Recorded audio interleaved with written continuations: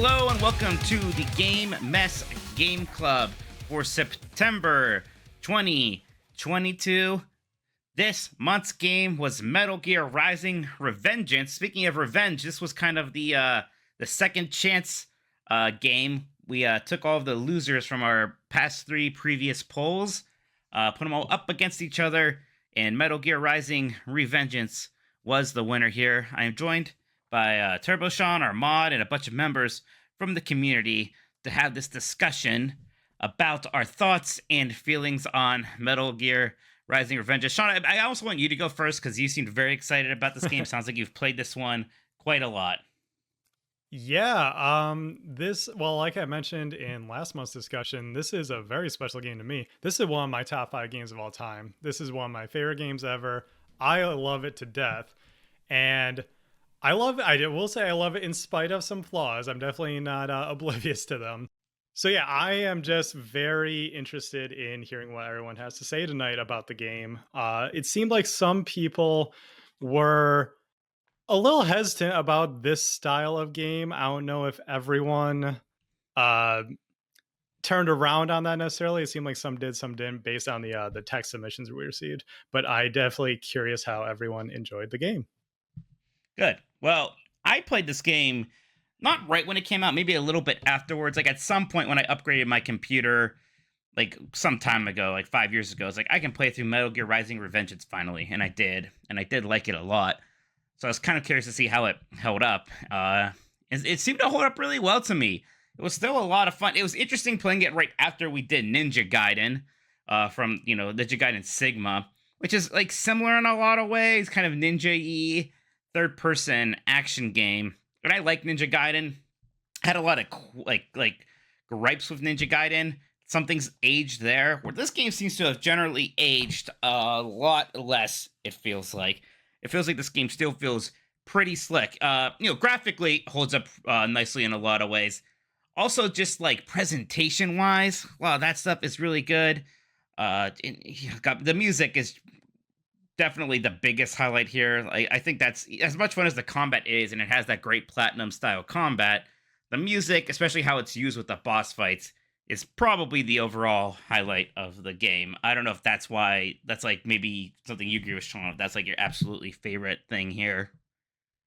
The presentation is definitely why I love this game. Everything from the moment-to-moment flashiness of the combat to the big boss fights, which I'll comment a little bit more on later, but also especially the music. It all comes together, and it just, yeah, in my opinion, it's still something that hasn't quite been replicated in other games. Awesome. So we do have some people joining us here, and if any of them want to say something, if you unmute yourselves, I will give you a chance to speak in the Discord here. I saw Uncharted Wolf get off first. Uncharted Wolf, is this the first time you played through Metal Gear Rising: Revengeance? Hi, thank you for having me. What's it called? So technically, my first time playing this game was in 2016, which is a little bit after I first started getting into Metal Gear. And I got to the second boss against, I think, Blade Wolf, and I couldn't beat him and I gave up. But then recently around February, I actually played through the whole game because it was like the one Metal Gear game that wasn't completed. I even beat Acid, so to give context. So I went through, played through it, and absolutely loved it. And it kind of helped me kind of go back and play through a lot of other action games that I kind of gave the pass to because I thought I hated action games. So I played through like God of War and Ninja Gaiden and a bunch of others because of how much I loved Metal Gear Rising. And, technically I know when I heard the Game Club announcement, I went back and played it for like a few of the boss fights, like replayed a couple levels, and it still very much holds up. This game is incredible. Yeah, it's interesting kind of like talk about comparing it to other action games. Because even though it's still obviously like it can be similar to some in a lot of ways, like counters are very important here. But like it's not like the Batman Arkham games where the whole thing is counters and how good are you at like timing counters. Counters are important and they're a big deal, but there's a lot you can do beyond that. Even like outside of that, if you do just know some good combos, you can do a lot of damage that way. Eventually, you get that kind of enrage mode thing, and that can really help you melt down bosses. Then just the whole mechanic of like those moments where you zoom in, you can like manually slice and dice things. And sometimes that's just good for damage. A lot of times that's like very key for moving bosses or stronger enemies into new phases or literally weakening them. I mean, the whole mechanic of cutting off limbs of robots or people is still really neat, and they do a good job of. It's mechanically interesting. It's sometimes just played for laughs. Like you could take enemies and just turn them into torso people, and they're like, "I can still kick your ass," and just these great little things. Uh, Kind of towing that Metal Gear Solid line of somehow being serious and not taking itself seriously at all. Randy, what are your impressions here? Was this your first experience? It was, yeah. I have a deep experience with Metal Gear Solid. I have kind of a love-hate relationship with it, but I generally on the positive side with it.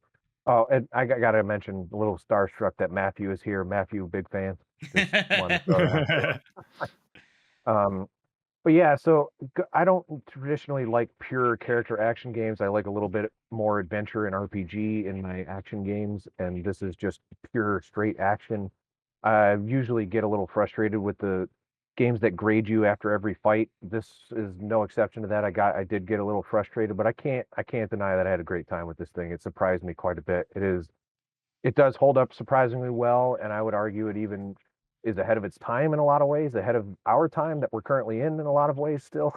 Mhm. And it's just there's a lot of really cool stuff here. Some of it lands better than others, but I really did enjoy it. It's interesting as like a sequel to Metal Gear Solid 2 in terms of like memes. And when I say memes, it's not like memes as we think of them as like funny pictures on the internet, but memes as the kind of notion of like information being passed on through people and that kind of thing, like these little nuggets of information and how there's like a meme overload. There's like all this junk data out there, and what does that do to society? It manages to do that, and also is like a surprisingly like decent sequel to Metal Gear Solid 4, Guns of the Patriots, in like nice and also respectful ways. Like they could have just been like, here's Otacon, and now here's this guy, and aside from Raiden, the only other character who shows up is Sunny for a little bit, which is like totally fine. So like I'm almost sort of shocked by that. Diogo, I see that you are off mute, sir. What did you want to say? Hey guys, thanks for having me. I would like to pick up on what you just mentioned. I really appreciated that it relies just enough on the Metal Gear name, and then it builds its own identity. So I think a very cool thing about the game is, like we're saying, the presentation just oozes style. Like everything is very memorable about it, and it's very distinct from any other Metal Gear title. You know, that's this one is Rising, and the others ones are Solid, and so on. But it's I think it would be very hard to make this stand as much as it did, and I really did appreciate that a lot. And two other things that I think played to that, I really enjoyed on how you start up the game and like within 5 minutes you're down to it. You're fighting Metal Gear Ray, like picking up from where you left off almost in Metal Gear Solid 4. And then just the cast of characters is quite interesting. And maybe I'm getting a bit ahead of myself, but Armstrong is just steals the show in pretty much every sense. So it's just becomes like this super remarkable Metal Gear character, which for me makes this game has this own aura. Very unique, not only in action games but also as part of this universe. So yeah, just wanted to mention that as well.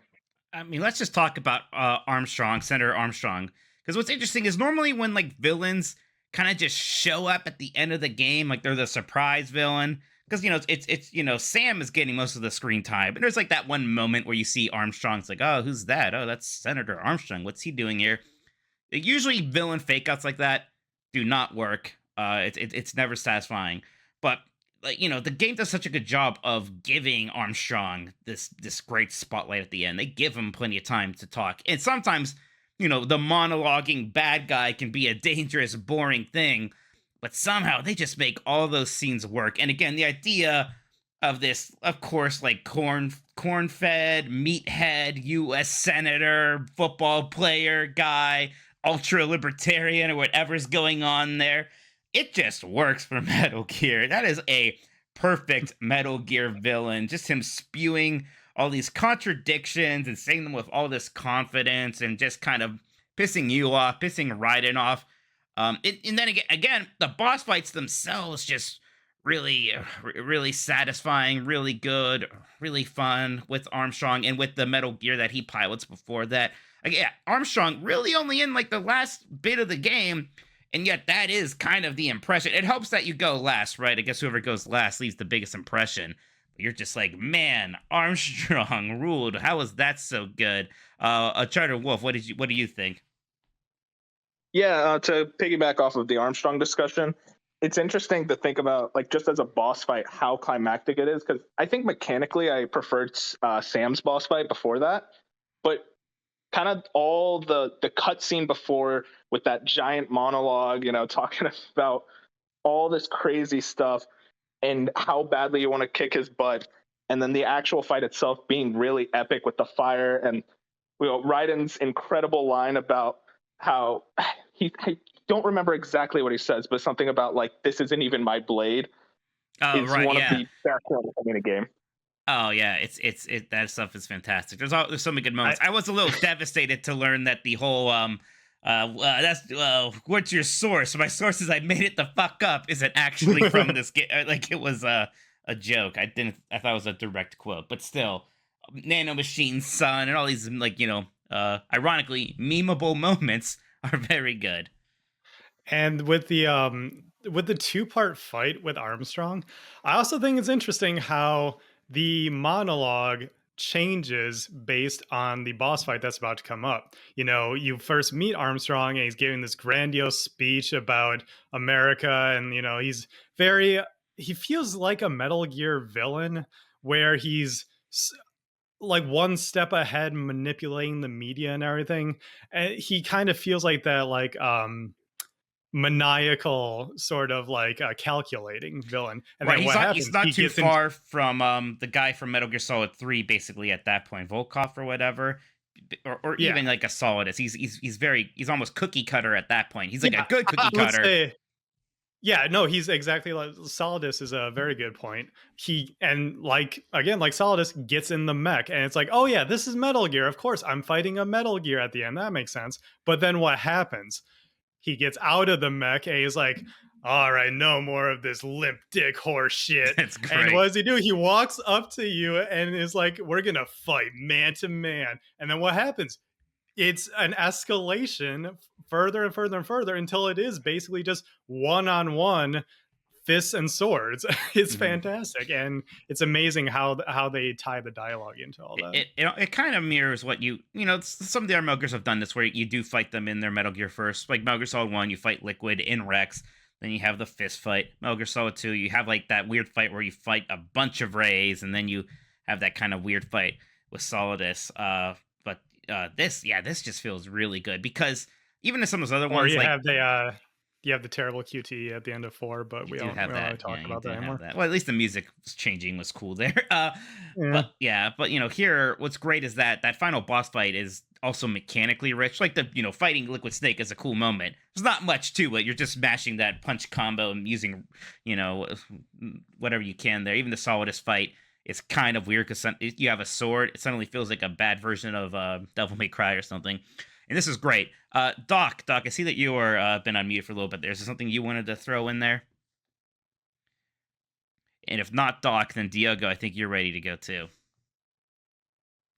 Yeah, I just wanted to add, I think on the Armstrong fight, a very strong way is the way they find through the context of the boss fight, explain that it's an absolute menace. So he has like 200% health, these massive attacks, that there's that sequence where Raiden punches him and it only takes away like 1% of his health, which it's like, okay, like this is different.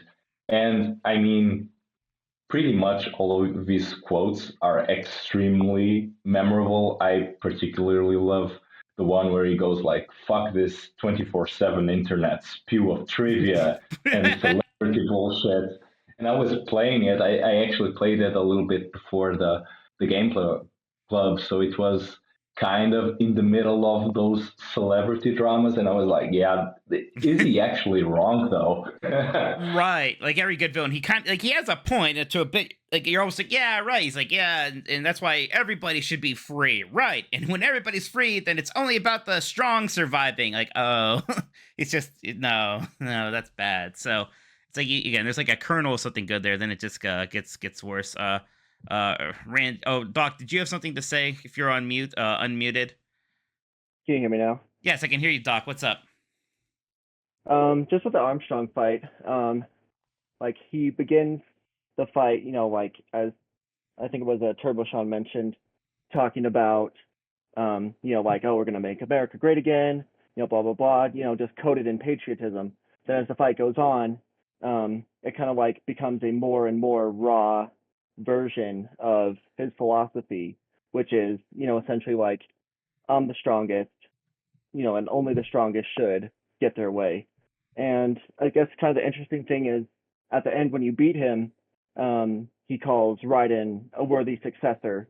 And so like in a way, like the game almost proves him right in a way that, like I guess in the terms of the game, where Armstrong's philosophy was, like may the strongest win, and the only way he was defeated was by Raiden proving himself stronger.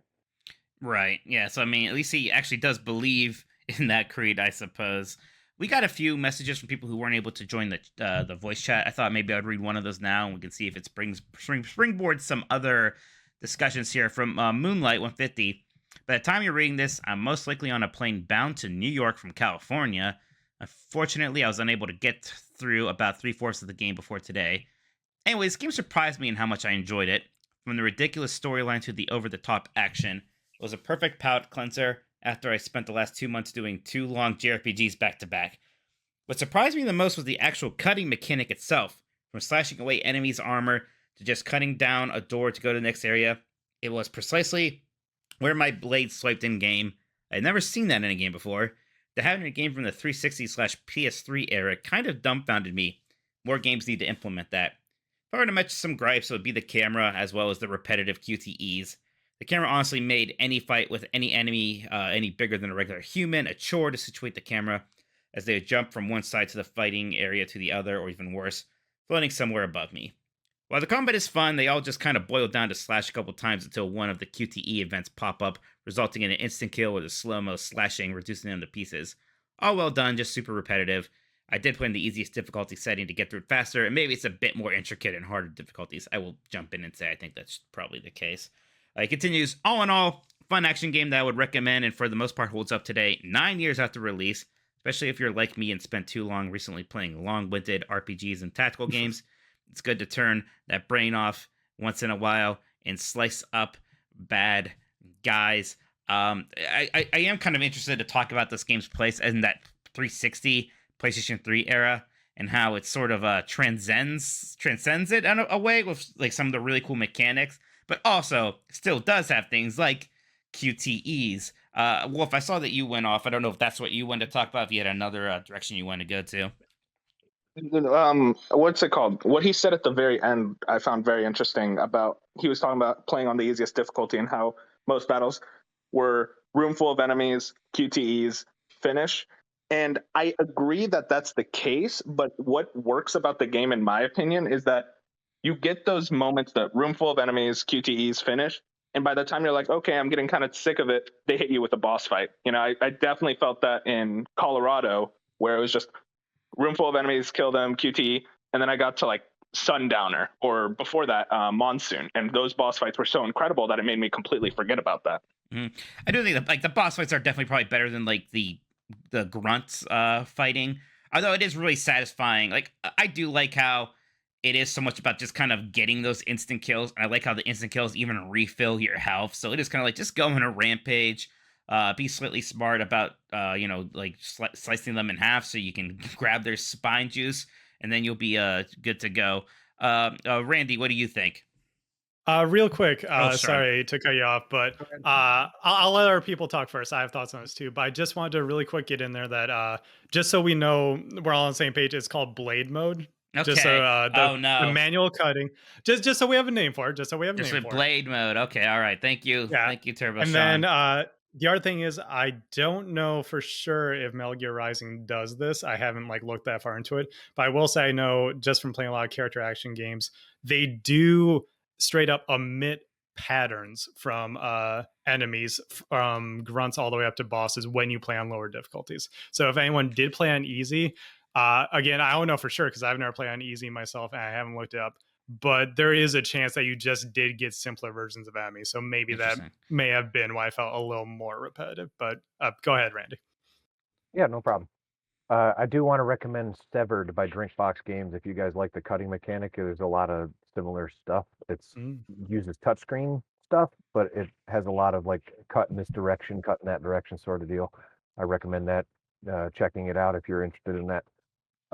In terms of the gameplay, so I did have a lot of issues in it, and I think it's kind of interesting how positive we are all on it and how effective or how a good ending can kind of raise the morale of everybody, and a good boss fight. And everyone said like, oh, the grunt battles they're kind of repetitive. They got kind of, and then but then this boss fight.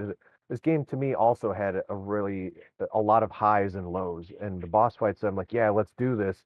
But then there were like these enemies that just for some reason I just couldn't figure out how to hit. Sometimes they just kept blocking and I just really wasn't figuring out how, and I found that frustrating. There were ones that just kept stunning me and stuff like that. I was getting really frustrated and I was down on it a lot, but then stuff just kept pulling me back up.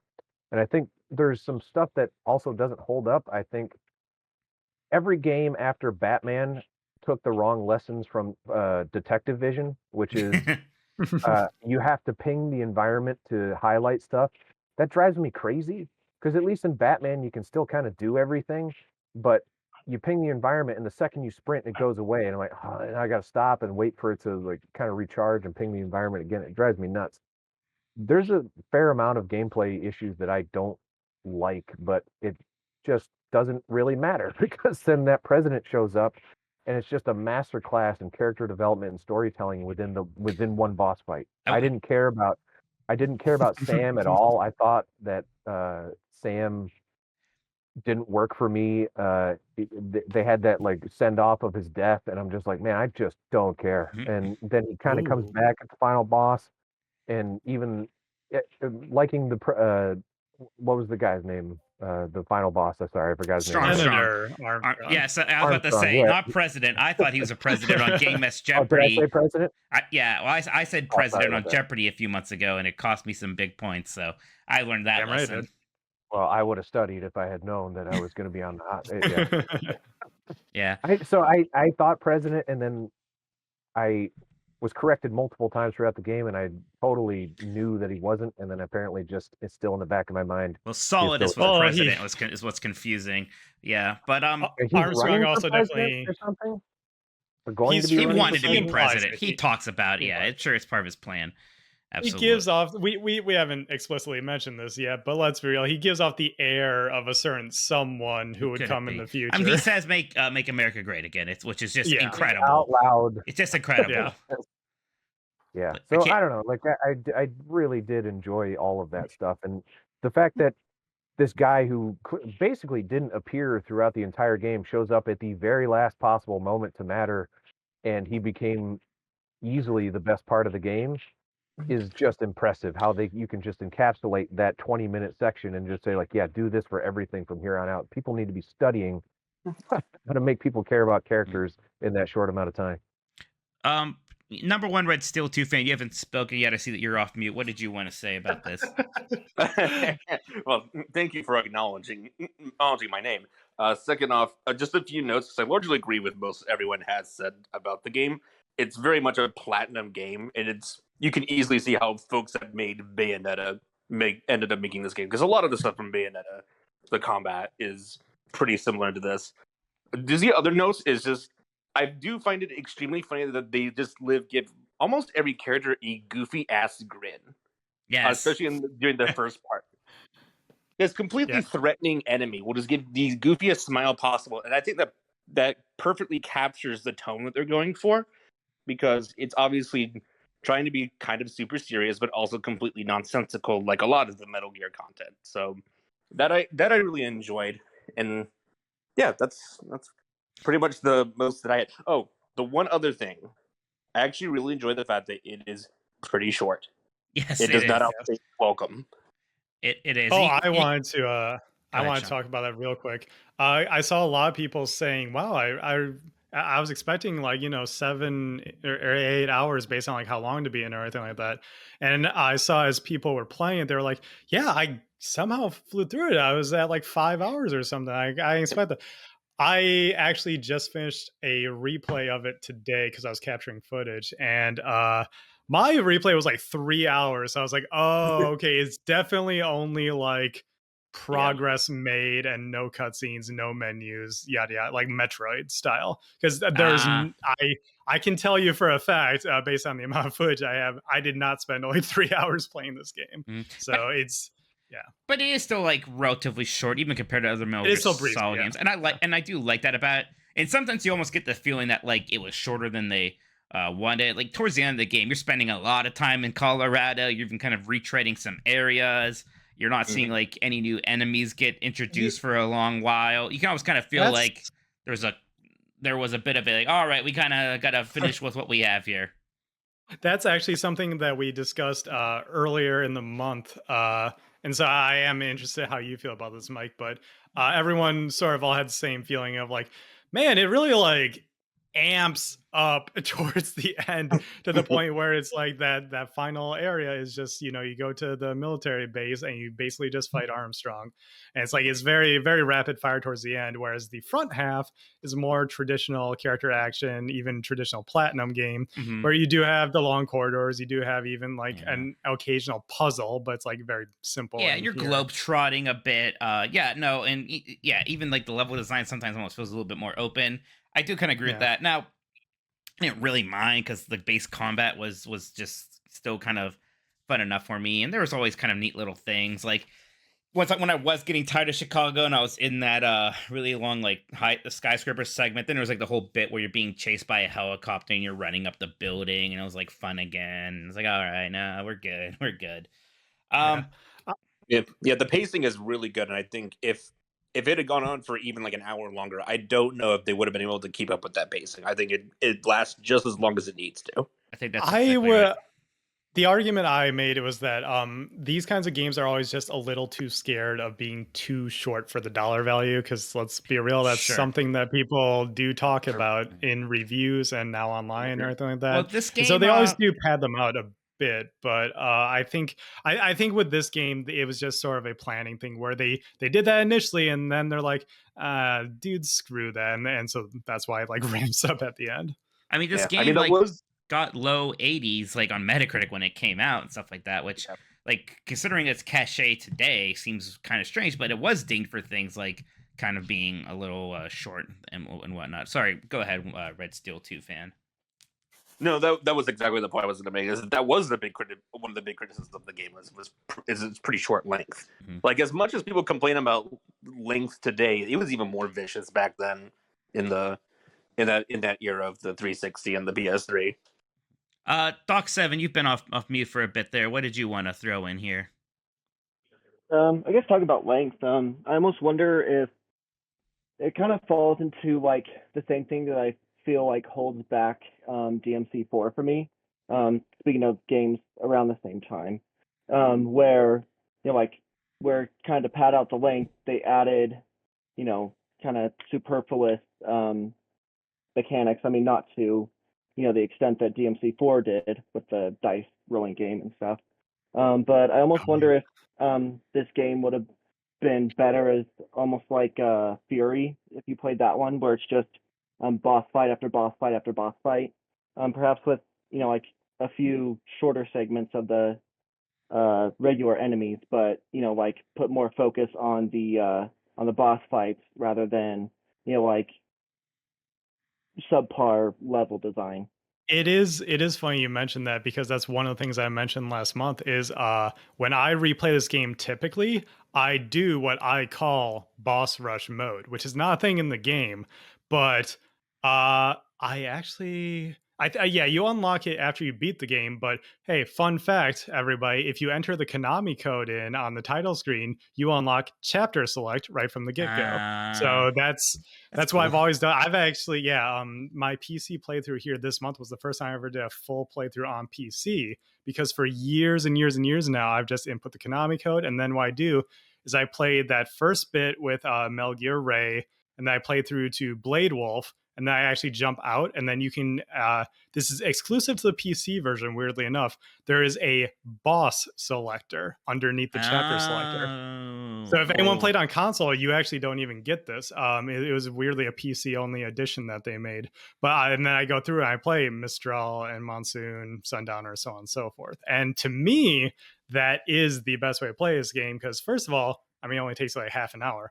But second of all, you get to see all those incredible moments, because the boss fights are the highlight of this game, and everything coming together. We talked about how great of a character Armstrong is.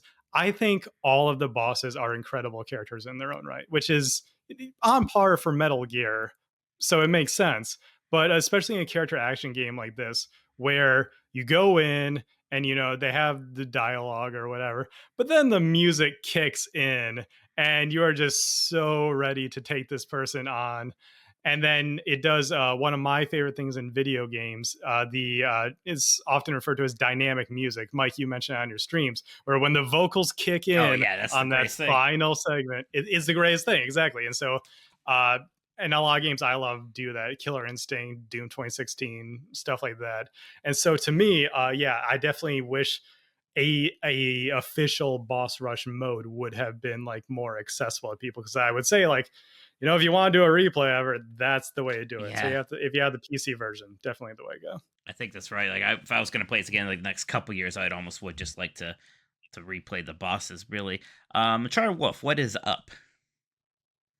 What's it called? So real quick, I think you get a boss selector if you got the DLC on console, and if you did all the DLC, because the PC version comes with the DLC, so that makes sense. Makes sense. Interesting. Yeah. Okay. That makes sense. Yeah, I hated how I was locked behind DLC because I had to like replay the chapter's entirety just to like fight Monsoon again. That's a dirty trick. I do wonder if that's something they actually added in later, because I remember looking up back in the day and people said, it's just not even a thing. So I don't know if they added it like in a post update after the DLC or something, but that's beside the point. Yeah, but I'm so sorry. Please. No, go ahead. I was just going to ask you if there's something else from you, so go ahead. Oh, okay. What's it called? About the dynamic music, I also absolutely love that in games. I can't think of much other games that do it, if you can think of any others. But a cool thing about the dynamic music I love is that they do the vocals whenever things get real. And for Armstrong and Sam, and maybe another boss I'm not remembering, but I know for sure Armstrong and Sam, the vocals are there from the get-go, so you know immediately this fight is big. Right. It is a kind of a cool touch.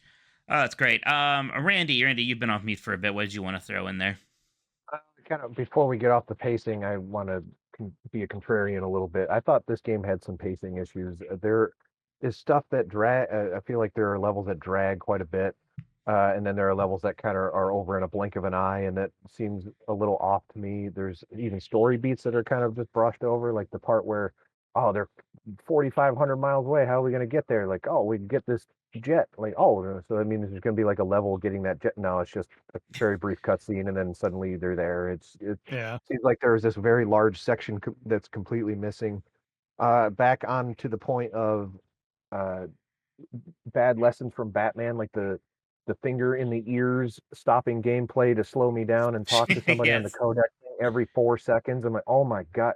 I did find it hard to get into a flow in a lot of cases, because I would be running for a second, a codec would pop up, and that would last longer than I was running, and then it would stop, and then I would run again, and it would just pop right back up. It's just nonstop interruptions, and I don't mind story, obviously, but like, give me a second, let me breathe.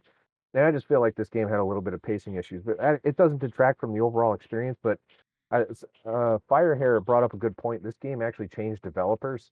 It was started as Kojima Productions and then switched to Platinum.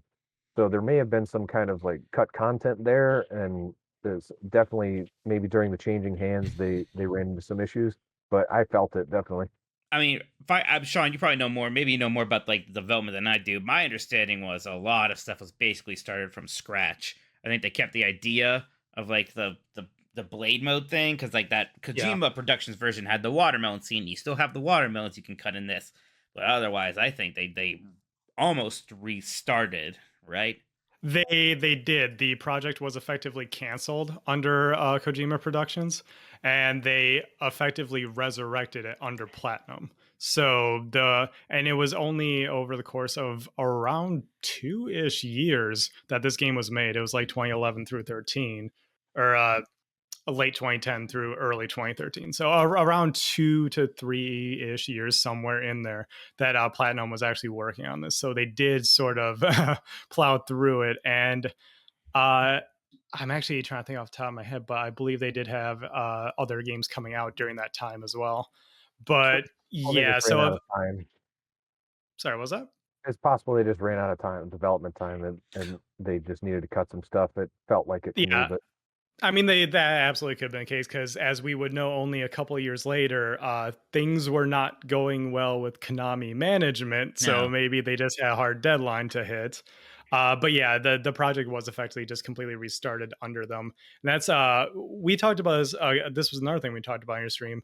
Kojima did not write this. He Yeah. had actually little involvement with this, to my understanding. He's only credited as a producer on it. The writer for this is actually Etsu Tamari, who is not a platinum person.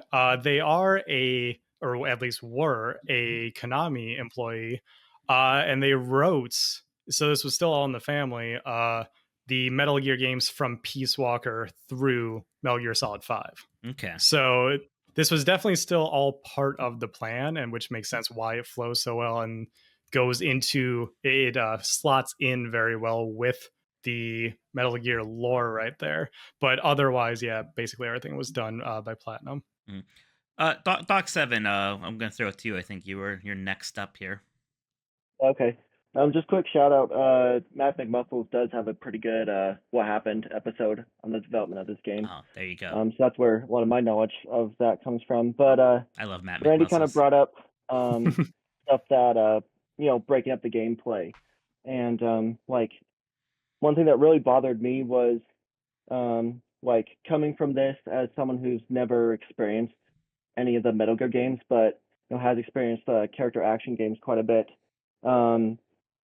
Like I feel for me, like keeping the menu system for weapon switching was like one area where perhaps they should have moved a little bit more away from the Metal Gear formula, I guess you would say. Like there are times where specific enemies, like it feels like it expects you to use a specific weapon. For example, like it wants you to use Monsoon's weapon for flying enemies because it has that grapple ability, or the pole arm you get from Mistral is useful for the little robot enemies that kind of swarm you. But at the same time, like in order to switch weapons, you have to pause the game, go over, and it's on the far side of the thing of the menu as well. So that's also I kind of didn't even know obnoxious. you could switch them in between missions, like in the middle of a mission. I thought you can only do that like from that loadout thing in the beginning. So, huh? It's on the equip menu. Yeah, when you press right on the D-pad. I had no Yeah, and interest. so Yeah, I'm with Mike actually on this one, where I just never use any of the other weapons. So I felt the same actually, in Ninja. yeah. That's like the one connective thing with Ninja Gaiden for me. I was like, they kept giving me all this other shit. I was like, no, I want to use a ninja sword. It's a ninja sword game, and I felt the same exact way here. Ninja Gaiden, I was forced to use like something that's I think the nunchucks because of all the bats. But here, I was fine just using the sword the entire time. It almost kind of feels like a waste of resources to even bother animating all that other stuff or these other wacky weapons. Achara Wolf, I think you've been off mute for a little bit there. What did you want to say? Yeah, what's it called? I'm glad Doc brought up the kind of the different development history through Mac McMuscles video, because that's how I learned about a lot of this. And I remember beating this game thinking like, man, I really want to know more. And I saw Matt's video, and it was one of those things where I was a little, as much as I loved the story of this game, I was a little upset we didn't get what the original concept was, which is basically just MGS 2.5. And he goes into a bit more detail, but it was kind of that missing thread of the timeline we still didn't get of how Raiden saved Olga's child, Sunny.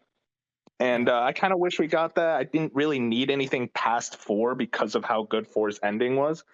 But I mean, it kind of reminds me of like how badly I wanted Amy Hennig's original Uncharted 4, because that just sounds infinitely more interesting than what we got. What was, I don't want to, let's not get too much sidetracked here, but what was Amy Hennig's original Uncharted 4? 'Cause I like Uncharted 4 as we got it quite a lot, but I'm not super familiar with what her plan for it was. We didn't know much about it. It was like through a teaser. It was basically more so that Sam would be a villain. Okay. And I thought that was a much more interesting concept than, I'll be honest, I get a lot of flack for this. I think Uncharted 4 is disappointing. And the plot was. Okay. Well, I'll yell at you about that some other time. Diogo, I think that you are next. And Diogo, then dual screens. I'm going to go to another message that we got in from somebody who couldn't be here. But go ahead, Diogo. Yeah, I just wanted to circle on 2 aspects that we mentioned. I think the aspect about weapon switching is kind of flawed from the design standpoint, as in when you unlock the weapons, if I'm not mistaken, they start all the way from the level 1 or something like that. So you really don't have much motivation to pick up a weapon mid-game that is under level, essentially. So I think that kind of plays into why people just stuck with one weapon. I think adding the chance to switch them on the fly could make it for some more interesting moments, especially when you're just fighting the grunts and so on, as we see in other games. And the other one was regarding the Kojima involvement, and I wonder, and this is something brought up in Matthew Mathos's video about this game that's quite good. About I wonder if the stealth sections are kind of something to please Kojima or like dictated a little bit as part of the franchise, because I think they feel very odd in the game. They really don't fit it mechanically well, and just vibes weirdly with how your motivations are in terms of how you move, how you maneuver through the levels. So I wonder if that was something like, hey, let's throw Kojima a bone here too, and this is a little stealth segment in the Metal Gear game. I bet it wasn't necessarily maybe so much that as much as it is, hey, we are making a Metal Gear game. There should be maybe some stealth in this, and maybe they didn't, develop it very much. Like, it's relatively simple. Shawn, you said something I think in the chat about this before, like your approach to stealth, and I kind of agree with it. Where like it's not necessarily something you really are supposed to worry about or like do a stealth around the game, obviously. Right. But there are moments where it's a good idea to at least try to get a couple of the really big guys out, because stealth kills are always one-hit kills, including against some of the beefier enemies. So sometimes before you get into this big fight, before you're spotted, you can maybe at least take out 1 or 2 of those guys, and it gives you a little bit of an advantage. Yeah, that's how I usually approach the stuff. Because there are like stealth sections, like the slow walk after you had that conversation with Sam and stuff like that. But those are few and far between. Mostly, it's just like, okay, here's the level. You can very clearly like go a stealth route up through the top here, such as like the Japanese garden, which on this most recent playthrough I did. I just cleared everyone out that way. I was like, well, that was an interesting way to approach things. Or you can just go in guns blazing if you want to. But I remember when that topic got brought up, I was actually talking, Dual Screens was actually the one who brought it up initially. So Dual Screens, I know you've been looking to talk. Did you want to like add anything to that right away? Sorry, which topic was this exactly? The stealth section. The stealth section, sections? and how you can approach it in different ways is what were you talking about? Yeah, it's a little strange in this game because it's not really, it's allowed but not encouraged, but somewhat encouraged. I think like basically you can remove pieces off the board, like if you really hate those like guerrilla style unmanned gears. Like, if you really hate one of those guys, you can go in and stealth that guy first, right? Those guys have a lot of armor, so like just getting an instant shot to like it for an instant kill like feels really good. Especially also if you're going into a fight and you didn't heal up and you need like health badly, you can stealth an enemy and Yeah, this take their was organs and whatnot. this was driving me crazy during Mike's stream because he was not understanding what I was saying. Because I was trying to tell you, because you can Zandatsu outside of the moments where the game is explicitly prompting I you. did that. All I you did need, it. Yes. but like you would stealth kill an enemy and then you would just wait for the animation to finish. I'm like, you are missing some health. You could just Zandatsu Oh, this guy and quickly grab it. You're missing oh, style points too. yeah. Okay. Yeah, you're Yeah. great on that too. I'll So work on that for you, Shawn. thank you. All right. Anything else? Dual screens.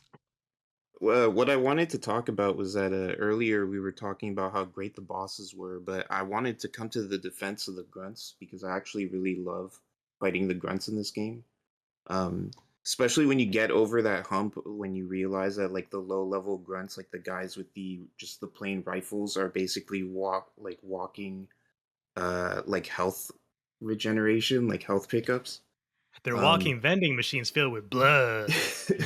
um, in a character action game, you're an apex predator, and you got to kind of like play with your prey a little bit, to style on them, and so like I like using those grunts to refill your health. There's ways that you might not realize like on your first playthrough because I didn't realize, but there's certain attacks or like at the end of certain strings that Raiden can do where you can initiate blade mode and get a very easy like Zandatsu. Like if you do a dive kick on an enemy and it's a grunt, you can kill him easily, very just instantly. If you do the stinger, I forget what it's called in this game. I think it's called like falling lightning or something. Lightning strike. Stinger is like a move where you like So lunge it's a forward stab. really quick. Yeah. Yeah, it's a stab attack. You lunge forward really quick. As soon as you hit the enemy, the game will flash blue on the outside, and you're able to go for a Zandatsu Right. on almost anything. And a couple, I actually want to talk about a couple things you brought up there, but one being, I wonder how many people, even in here, don't realize how many like hidden moves there are in this game. Because I saw people talking about they had an issue with the Monsoon Fight where like you have to hit his head when it's on the ground, and some people were like, "How do I hit this?" And then I like Mike was usually just going into blade mode and whacking it a bunch before he got up, and then you could hit him normally. Maybe y'all didn't know there is a slide attack in this game. If you just run and press heavy attack, Raiden will do a leg sweep, a sliding leg sweep. And that's good for a lot of things, such as hitting lower enemies on the ground, like Monsoon's head in that fight, or just like tripods in general. That's a good way to take them out. One of my favorite things to do is you can slide, and then you can it's one of the things about this game. Once you start understanding the combat system, it's not necessarily things that the game doesn't tell you as much as flow that it lets you discover, because you can slide and then quickly get it up into a light attack, into a heavy attack, into a flurry, and that's really cool. But also with the sliding attack, that's another way to get the quick Zandatsu, like Dual Screens was saying, where if you sweep a grunt's legs, a lot of the time it will instantly give you the Zandatsu prompt, because you can go into blade mode while sliding, which is the whole like Vanquish style mechanic that I wonder if people just weren't using, because you can sweep their legs and then the square will pop up over them and you can instantly harvest them. I feel like I may have even done that on my first playthrough and forgot, because that sounds familiar now. Right. But it's just one of many things in this game where, like I said, it's not that's not telling you, it's letting you discover that for yourself. It's in the move list and everything. You just have to find it for yourself. And I appreciate when games do that. And a lot of action games have that sort of like hidden mechanic thing, which I really appreciate. And the other thing was with Dual Screens was talking about the grunts. This is something that Mike brought up many times during his playthrough, which was just parrying feels so damn good when you nail it. Yeah. Well, it's we're in agreement about like a Third Strike is such a fun fighting game, because when you nail a perfect parry, it feels amazing. And this game, when you nail the perfect parry and you get the counter attack, it just feels good to get in that flow of parry, like scoop the guy up with the QTE and get the Zandatsu, or like parry and then style on them or something. It just it's stringing those things together and getting that flow and learning that flow that I think is what makes this game feel so good. I love the parry's not just like a single button. I love that it's like push the direction and then the attack button. I don't know why. Yes. That just feels better for some reason. Let me read Gerbear's what he left for us as a message here because he couldn't be a part of the live discussion. So after skipping Ninja Gaiden last month, I was happy to get back into the game club with Revengeance. Instead of just trying to construct a good review, I'm just going to go bullet points. Whoever wrote the dialogue was clearly having a whale of a time. The doctor, in particular, gets some primo scientific mumbo jumbo for the voice actor to chew through. Not sure about George's characterization though. That felt a little iffy when he was on screen. Yeah, I don't know. I'm not sure either what to think about George's thing because it seems over the top to me, but I'm also just not familiar enough with that dialect to be like, maybe this is just really like true and authentic. It seemed iffy to me though, so I don't know. He says he didn't enjoy the Monsoon Fight. He says, "Dang, Armstrong really is Jack to the Gills Cornette, isn't he?" Has to be deliberate. I don't know if he's supposed to be Jim Cornette of wrestling fame. If Maffey was still here, we could ask for his opinion. I'm surprised at how friendly the game is towards the player. When I reached Armstrong, I had left myself in a bad spot with no nano pace remaining. I was happy to find out that I could just replay earlier levels, so I redid the first proper mission, which left me in a stronger position going into the final level, and I also got enough BP to unlock a few more pieces. The game doesn't ding you either for playing on easy. I finished the game on normal, but dropped it down to easy for finding all the left arms. Collecting those arms and the men in boxes at a lower difficulty still unlocks a respective power-up across all difficulties.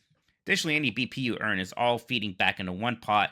You don't have to unlock stuff at each difficulty level because this is a 360 era game. I just assumed it'd be a bit obnoxious about stuff like that. Yeah, it's relatively accessible in terms of like that stuff where, it's pretty generous with that nano pace. Again, like killing most enemies in a special way is just going to refill your health right then and there. Even during boss fights, there's a lot of instances where you can get more healing nano paste and stuff like that. So that's pretty good. He continues. Chapter structure is a little odd. Intro, 4 big chunky levels, 3 short bursts to the end. Replaying levels made me realize just how many opportunities to be stealthy that I had missed. Slicing enemies in 100 little pieces doesn't get old. I think Sundowner falls apart better than the rest, though. Fuck that guy. Blend him with your blade. The cutscenes have aged worse than the in-game stuff. Yeah, that's true of all of these things because they're just at a worse resolution now. And he finishes, I would play as a game where the main character is a cyborg trying to do a regular 9 to 5 job. There must be a game like that where you're just some cyborg who's like a cashier register guy or something. Cyborg like Simulator or something on Steam. Yeah. Doc, what did you want to say here? My point was more about the Zendatsu, where I feel like it's a great way for the game to kind of push you and reward you with a certain play style, where like it kind of encourages like situational awareness of like when you can perform it, and so then like if you just go in and or you're just mashing buttons, you're gonna miss that part of it, and so I feel like it's a good system for without like explicitly telling you like play this way, it rewards that style of play, and it kind of reminds me of Doom 2016, where Yes. where like you refill your health or ammo, whether you based on whether you kill the enemy with an execution or with your guns. Yeah, no, that's exactly right. There's one last message from someone who couldn't be here, from Jay Sherrill, who says, as someone who hasn't ever played these kinds of games before, I bounced off Ninja Gaiden really hard last month. This month I played Metal Gear Rising on easy and enjoyed it. Felt like I was consistently terrible and never really got the hang of it.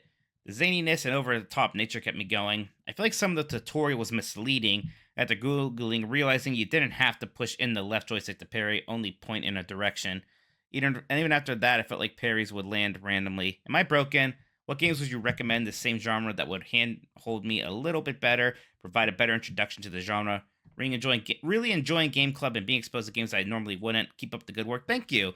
I mean, like you said, if you just haven't played these many types of games, just any of them is probably going to help you a bit. In terms of handholdy, that's interesting. I wonder if even like Batman Arkham City might be better because it has so many more adventure elements in it, and it does kind of ease you into the action. The action, again, is kind of easier in terms of just countering. I don't know if you have any good suggestions there, Shawn.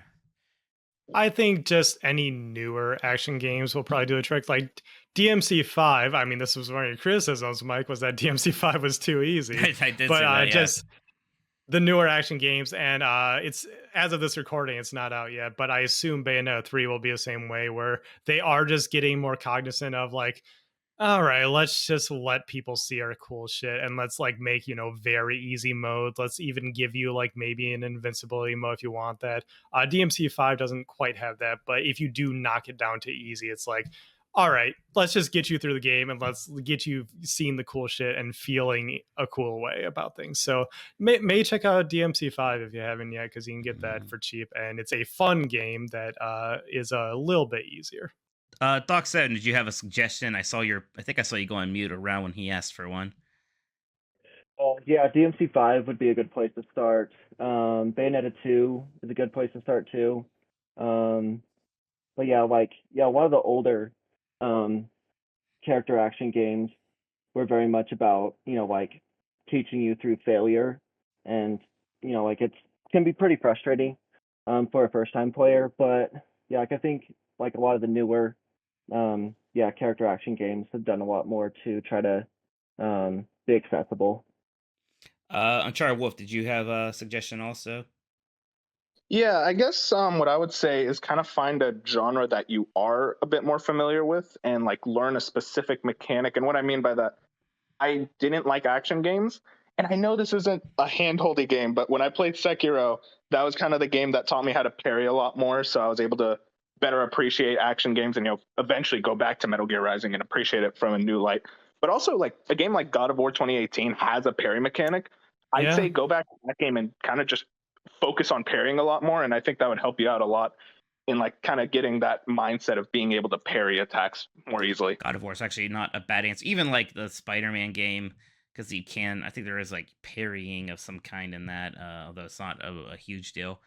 It's more of like a dodging with spice. It's more like a but it's like dodging thing, in that alley. Yeah, exactly. All right, everyone. I'm going to start asking for final opinions here. Beef Hammer, I feel like you had something you were holding back on. Why don't you go first? Tell us what you thought about the game and what else you wanted to bring up here.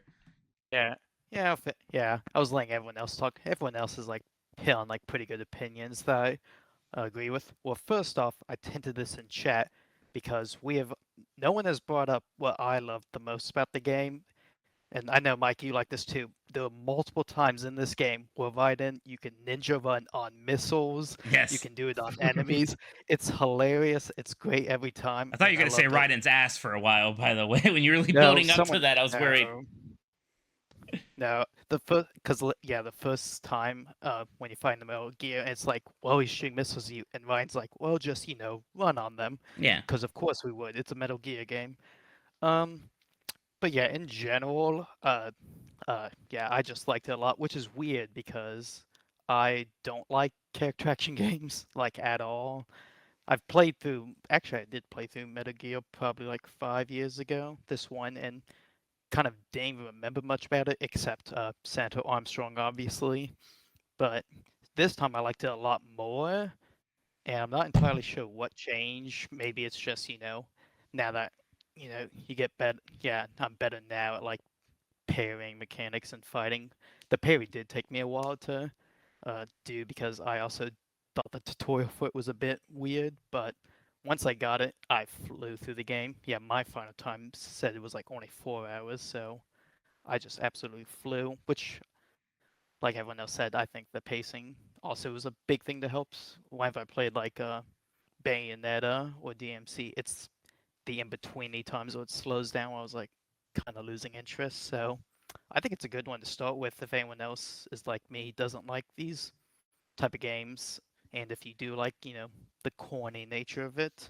So yeah, I definitely would recommend it. Doc 7, you have final thoughts you want to throw out there? I think for this game, I guess my overall feelings about it are that it's more than the sum of its parts. I mean, the story has, some high points, also some, ham-fisted moments. The gameplay is, has some problems, but in the end is very satisfying. And so I feel when I first started playing, I was like, it just wasn't living up to how I remembered it being.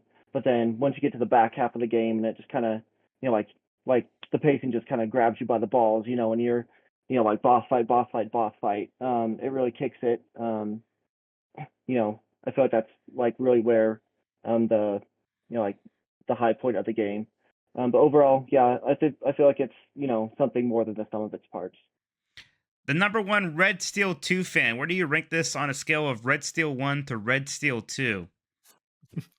Well, I mean, it's no Red Steel 2, but it's definitely no Red Steel 1 either. I think it'll be interesting after playing this game to eventually play Bayonetta 3 at some point, because I think this is one of the earlier games in Platinum Games' career. They hadn't made very many games up until this point. I mean, I think it was just Bayonetta, Vanquish, and I think a couple others that had just come out before they put out this game.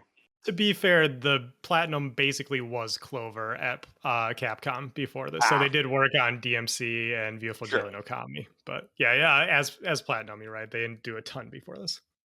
Yeah, and so it'll be interesting going to Bayonetta 3, since that's got almost 10 years since. You see how they've progressed. Because, I mean, it's a Platinum game, and Platinum games, most of the Platinum games generally have sort of the same type of combat mechanics, so I'm be interested to see how it's evolved over those 9 years. What's interesting is that I think a lot of people will maybe think this was a high point for Platinum games, and we are at their low point right now after Babylon's Fall. And is it true that that's the same director who did Metal Gear Rising: Revengeance was the director for Babylon's Fall? Because that's a major woof. It is. That's sad. So hopefully Bayonetta 3 is a bit of a comeback there. Well, I think Babylon's Fall is just a matter of there was no one that was really passionate about that project and probably didn't have any real money towards it either. Sure. Like Square probably had no confidence in it, and Platinum probably didn't have very much confidence in it. They were just looking for contract work. Absolutely. Yeah, like I mentioned this throughout the month, but Platinum has their ebbs and flows. And sometimes they make a game to make money because they gotta pay the bills. And sometimes you get a game like this or your Bayonettas where it's like, this is the passion project. This is where they're putting their heart and soul into. Yep. Exactly. Sorry, go ahead. One final point is I think I did play it on console.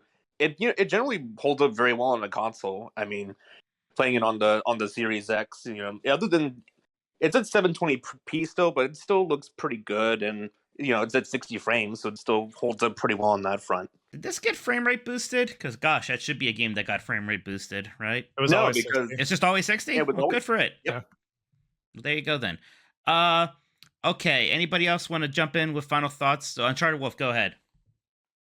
Yeah, I just wanted to final thoughts.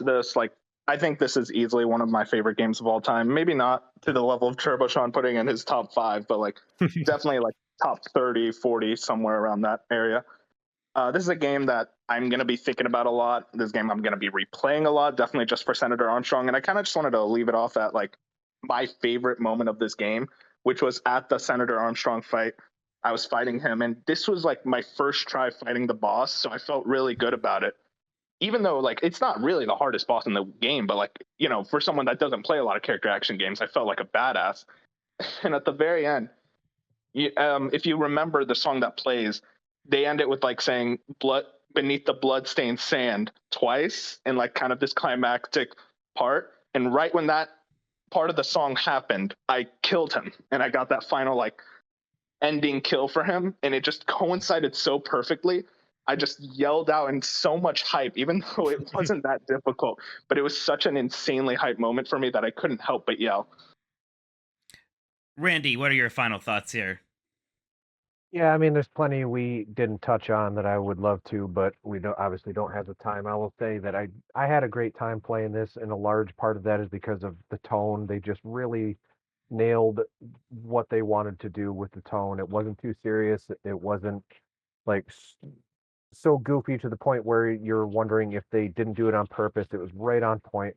My favorite moment was when you're controlling the little robot gecko guy, and you get to the cutscene where he's trying to plug in a USB port, and he tries it a couple times, and then he flips it upside down to plug it in correctly, because that's just perfect. Yeah, comedy Mike, right there. I think you actually missed that. I think I was I don't remember. You this. looked away.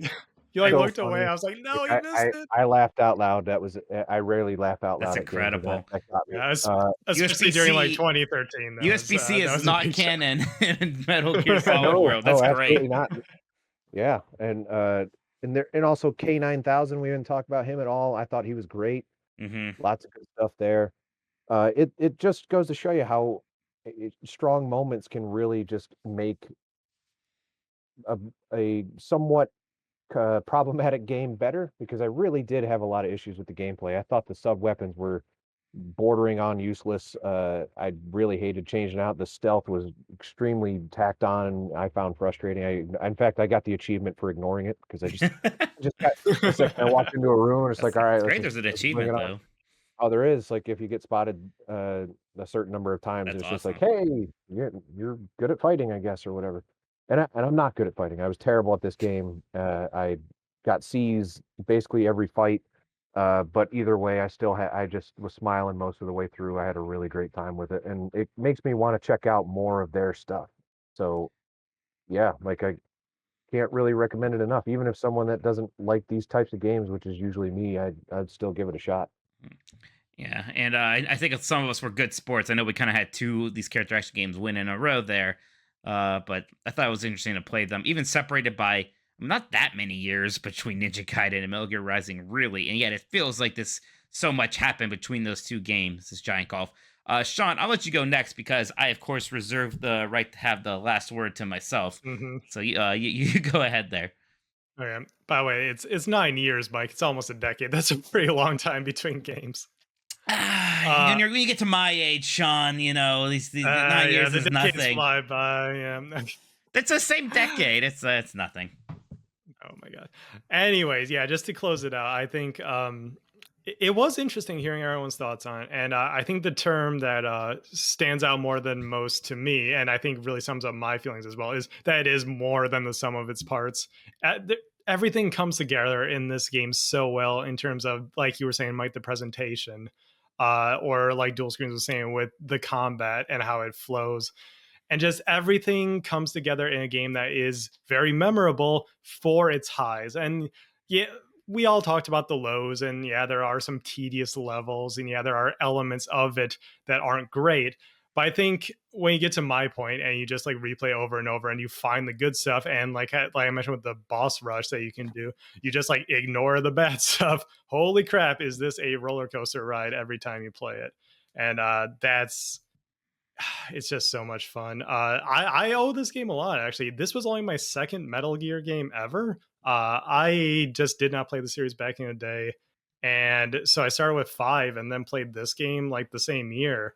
And so this game was actually kind of an introduction to Metal Gear to me. And so not only is it one of my favorite games ever, it like got me hardcore into character action games, but it got me into Metal Gear, and I went on and played all the other games and like ended up loving the series. So that's awesome. And just to close it out, my final thought is that I think I'm definitely seeing that you do need to like appreciate the over the topness of things, because if you like, I know some people were slightly more critical, like even in the text, like some people who didn't come here tonight or didn't submit anything, they were talking about like, yeah, it's fun, but I didn't like this, or I didn't like this. I think it's just because some people just aren't going to like the over the top wild zaniness of this game, but if you do, it is incredible, and that's why it's one of my favorite games of all time. And just so many moments that I quote with my friends all the time. And I think some of us will be quoting in the future. I have an image ready and waiting to go for when Jeff makes a terrible joke and it's just Blade Wolf.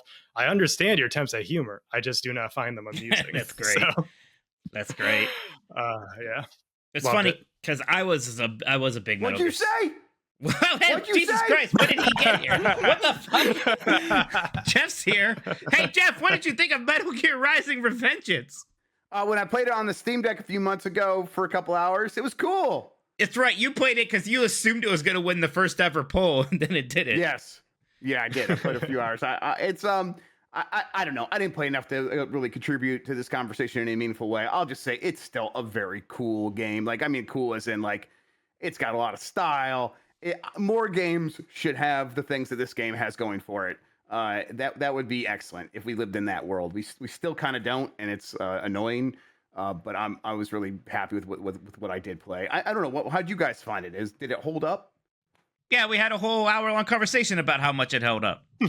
Well, listen, I'm just getting here now because someone said my name. So That's right. You just get summoned like Satan. No, yes, exactly. We're actually wrapping up. I was about to give the last word, though. I think Beefhammer has a second to last word he wanted to throw out there. Go ahead, Beefhammer. Go ahead, Beefhammer. Oh, fuck, I fucked it up. Go ahead. Snake! That's the snake modifier. He just left. He just leaves. All right, go ahead, Beef. I guess to follow up on Jeff's point, whatever point that was, and kind of Shawn's, is I wanted to point out because we wanted to do this like 3 months ago, and what's funny is, we're talking about like the overtop. It's like we were mostly doing it because that's when the memes like started to come back.